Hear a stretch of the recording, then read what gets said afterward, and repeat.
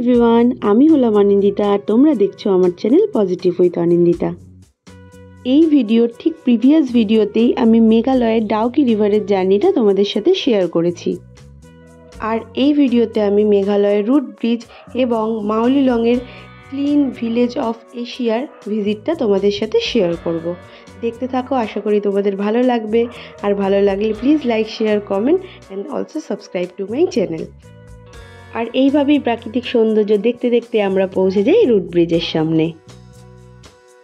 Root bridge দেখার জন্য যেই রাস্তাটা দিয়ে আমরা যাচ্ছিলাম সেটা ছিল অনেকটা এই রকম, কিছুটা খানাখন্দ, কিছুটা বন্ধুর প্রকৃতির, কিছুটা উঁচু নিচু, চড়াই উতরাই। এইভাবেই আমরা আস্তে আস্তে রুট ব্রিজের দিকে যাচ্ছিলাম। আর যেতে যেতে আমি সবাইকে জিজ্ঞাসা করছিলাম যে কতটা দূরে আর রুট ব্রিজটা আছে। সবাই বলছিল আর বেশি দূরে নেই, কাছেই আছে। এটা শুনেও স্বস্তি হয়েছে, কারণ রাস্তাটা এত চড়াই উতরাই তো আমাদের এইরকম যেতে আসতে আমরা অভ্যস্ত নই।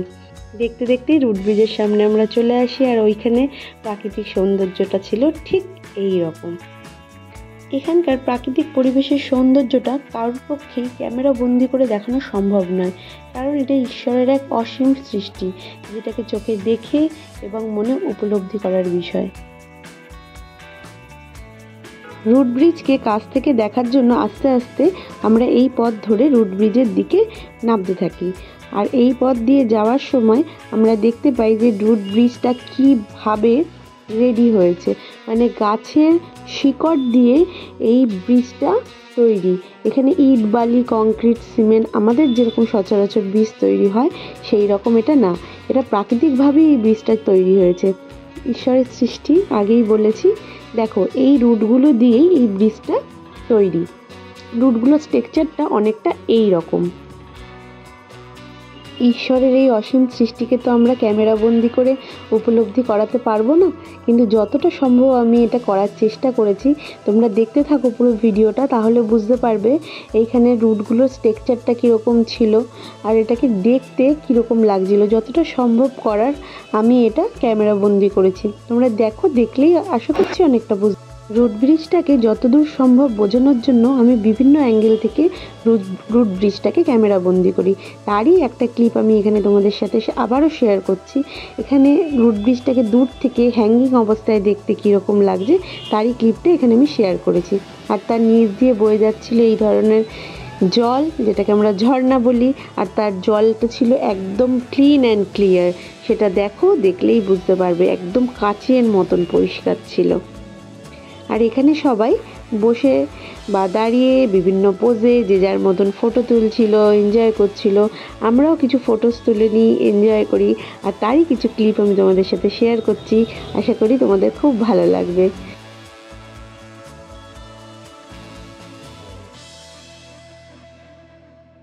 আমরা ওখানে কিছু ফটোস তুলে এনজয় করে রুট ব্রিজটা দেখার পর আমরা নেক্সট ডেস্টিনেশনের দিকে রওনা দিই। এটা ওপরের দিকে যখন আমরা উঠছিলাম তখনকার এটা ছবিটা আমি এখানে ক্যাপচার করেছি। রুট ব্রিজ দেখে ওপরের দিকে ওঠার সময় রাস্তাটা ঠিক এই রকম ছিল। তখন আমাদের একটু কষ্ট কম হচ্ছিল, কারণ রাস্তাটা আগের তুলনায় মোটামুটিভাবে ভালোই ছিল। এটা হচ্ছে আমাদের নেক্সট ভিউ পয়েন্ট ছিল, যেটা হচ্ছে এশিয়ার সবথেকে ক্লিনেস্ট ভিলেজ। এর পাতাগুলো গাছের দেখো একদম ঝকঝকে তকতকে, মনে হচ্ছে আর্টিফিশিয়াল পাতা, কিন্তু একদমই না। এইগুলো একদম সত্যিকারের গাছ ছিল, যার স্ট্রাকচারটা, রং দেখো ঠিক ছিল এই রকম। এক ফোঁটাও নোংরা ছিল না, আর চারিদিকের পরিবেশটা সবুজে সবুজে পুরো ভরা ছিল। দেখেছো, দেখো কত সুন্দর।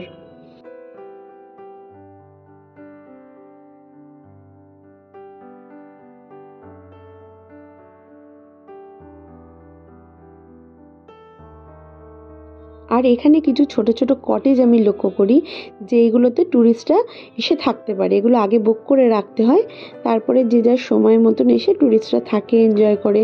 ওখানে খাওয়া দাওয়ার ব্যবস্থাপনাও ভীষণ ভালো ছিল। এখানে চারিদিকের প্রাকৃতিক সৌন্দর্য উপভোগ করতে করতে আমি আরেকটা জিনিস লক্ষ্য করি, এখানে চা বাগানে যেরকম চা তোলা হয় সেই ঝুড়ি বিভিন্ন জায়গায় জায়গায় বাঁধা রয়েছে। এখানে আমাদের এখানকার মতন যে যত্রতত্র ময়লা ফেলা হয় না, এখানে সেই নির্দিষ্ট জায়গায় ময়লা ফেলা হয়। তার জন্য এইটা একদম এই ভিলেজটার বা এই জায়গাটা একদম ক্লিন থাকে।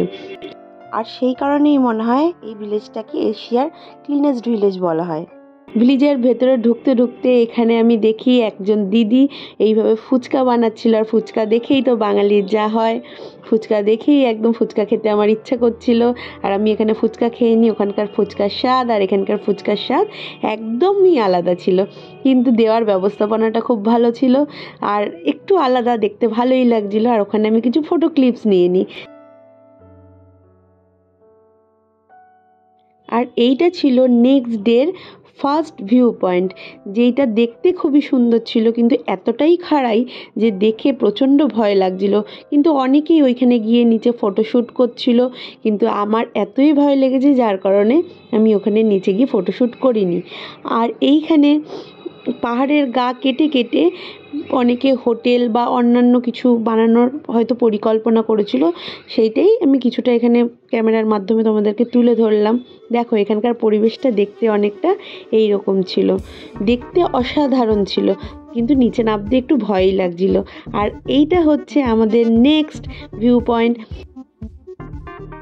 প্রথমেই যেটা আমার চোখে পড়ে সেটা হচ্ছে পাহাড়ের গা বেয়ে এরকম টুপটুপ টুপটুপ করে জল পড়ছিল।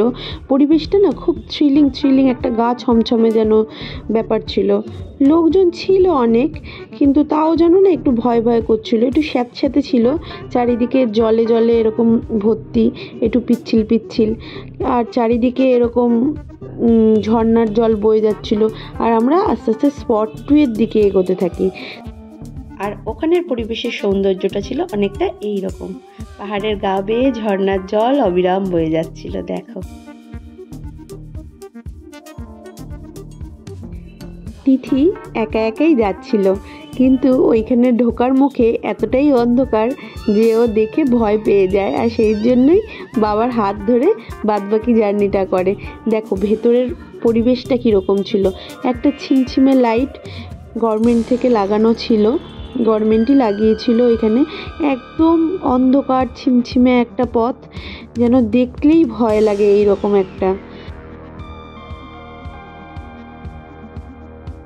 আর যেতে যেতেই জলের প্রচণ্ড জোরে জল পড়ার শব্দ আমরা দেখতে পাই। একটু আগে গিয়েই বুঝতে পারি যে ওইখানে একটা ওয়াটারফলস আছে, যেটা দিয়ে খুব জোরে জোরে জোরে জোরে জল পড়ছিল।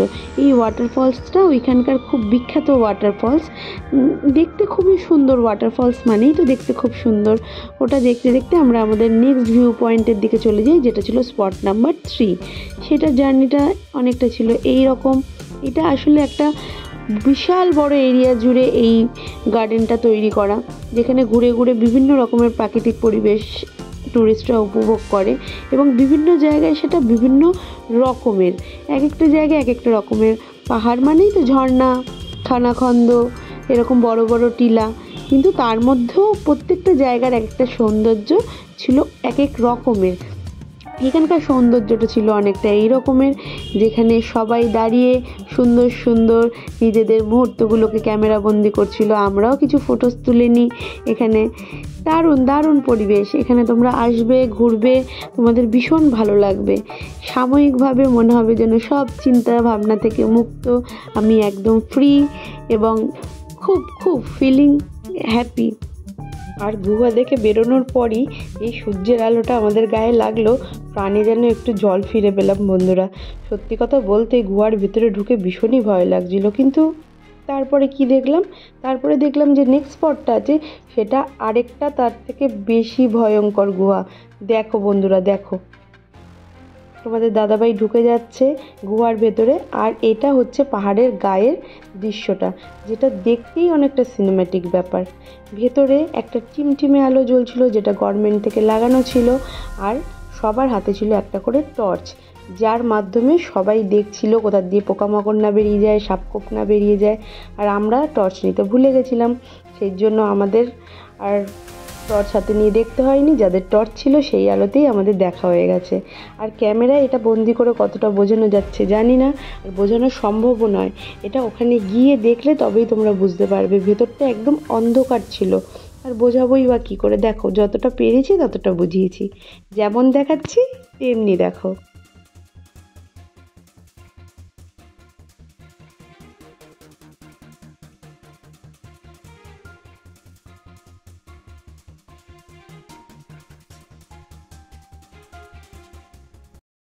আর ভয়ঙ্করতম স্পট নাম্বার 4 শেষ করে আমরা চলে যাই স্পট নাম্বার 5-এর দিকে, যার প্রাকৃতিক দৃশ্যটা ছিল অনেকটা এই রকম। তোমরা পুরো ভিডিওটাকে ওয়াচ করো, আর লাইক কমেন্ট শেয়ার করো, আর অবশ্যই সাবস্ক্রাইব করতে ভুলে যেও না।